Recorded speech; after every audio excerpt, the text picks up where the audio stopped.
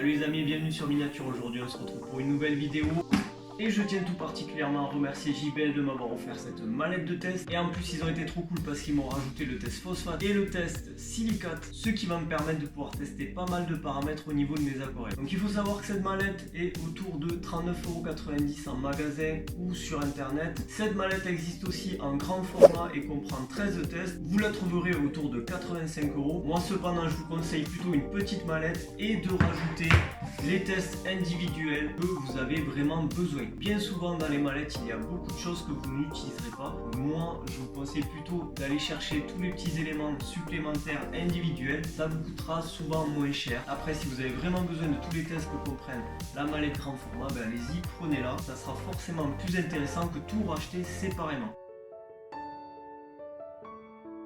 Donc du coup on va regarder de quoi est composée cette mallette test. Grâce à la mallette vous allez pouvoir tester notamment le CO2, mais pas grâce à un réactif mais par rapport à un tableau. C'est donc en testant la valeur de pH et de KH que vous allez savoir si votre CO2 contenu dans l'aquarium est suffisant. Moi je vous conseille plutôt de mettre un test à réactif permanent dans l'aquarium avec notamment un drop shaker qui va vous permettre d'avoir une information au jour le jour sur la quantité de CO2 contenue dans votre aquarium et si elle est adaptée ou pas. Et vraiment le gros point fort de chez JBL, c'est ce petit fascicule parce que vous allez avoir des schémas très faciles à comprendre qui vont vous permettre de faire vos tests très rapidement. Alors malgré tout, si vous ne comprenez pas les schémas, il va y avoir les informations et le détail sur ce fascicule là, mais généralement c'est quand même assez facile à comprendre. Vous avez notamment la quantité d'eau qu'il faut mettre dans les fioles, la quantité de réactifs, le temps d'attente pour lire votre test. Vous allez avoir aussi un petit nuancier qui va vous permettre d'interpréter vos résultats. Donc vraiment gros point fort pour JBL parce que j'ai testé d'autres marques qui n'étaient pas aussi bien faites que ça et où il fallait vraiment lire le fascicule pour avoir toutes les informations, donc ça vous fait souvent perdre beaucoup de temps. Là ça vous permet de faire les tests vraiment très rapidement. Donc vous allez avoir aussi ce petit tableau qui va vous permettre de marquer vos résultats, mais il faut noter quand même que JBL allait beaucoup plus loin que ça parce que si vous allez maintenant sur le site JBL, vous allez avoir une section qui s'appelle le labo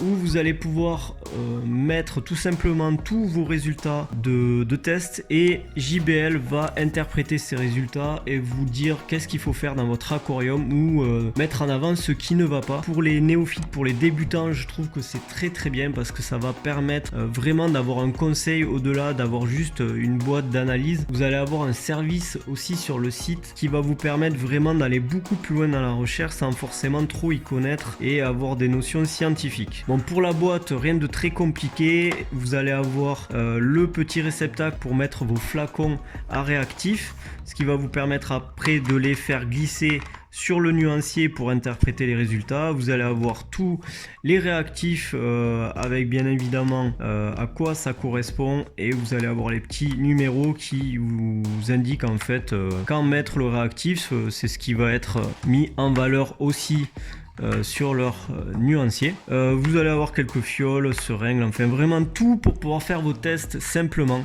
C'est un produit que je recommande parce que déjà il n'est pas si cher que ça. Il sera beaucoup plus fiable que les bandelettes et évidemment vous allez pouvoir tester aussi beaucoup plus de choses. Vous allez avoir possibilité dans tous les cas de trouver des tests plus particuliers si vous avez des choses à tester, notamment comme les phosphates qui sont pas contenus dans la mallette et qui sont pour moi beaucoup plus importantes que certaines autres données. Donc moi ce que je voulais vous dire c'est que je ne peux que vous conseiller ce type de matériel. En plus on n'est pas beaucoup plus cher que des tests bandelettes et pourtant on est beaucoup plus fiable, en sachant qu'en partant d'une petite mallette vous pouvez rajouter ce type de test individuel, ce qui va vous permettre d'avoir un lot de tests individuels personnalisés à votre aquarium et à vos besoins. Alors certes je sais qu'on est bien loin du concept de low-tech habituel, mais aussi pour les besoins de la chaîne et pouvoir vous expliquer des choses, moi j'ai besoin de savoir ce qui se passe au niveau de l'eau, que ça soit en low-tech ou en aquarium classique. Et ces tests vont me permettre d'aller vers une vidéo qui sera consacrée aux engrais. Mais bien évidemment, avant d'intégrer de l'engrais dans un aquarium, il faut savoir de quoi l'aquarium a besoin et les quantités d'éléments présents